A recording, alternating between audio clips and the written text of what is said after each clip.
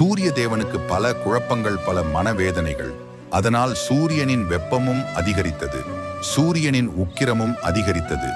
இதை பார்த்த ஈசன் சூரிய தேவனின் முன்னால் தோன்றி, சூரிய தேவரே, உமக்கு என்ன ஆச்சு என்று கேட்கிறார். அப்போது சூரிய தேவர் சொல்கிறார், எம்பெருமானே, இது என்ன நியாயம்? ஒருவன் நல்லது புரிந்தால் அவன் சொர்க்கத்திற்கு செல்கிறான்.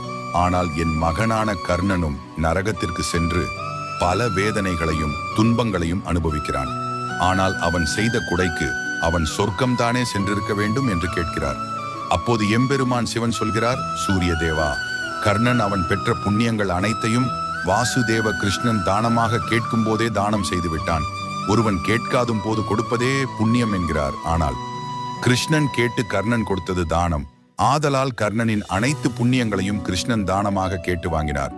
அப்போது கர்ணன் சாதாரண மனுஷனாகிறான். அதனால் தான் கர்ணன் தனது புண்ணியங்களை இழந்து நரகத்திற்கு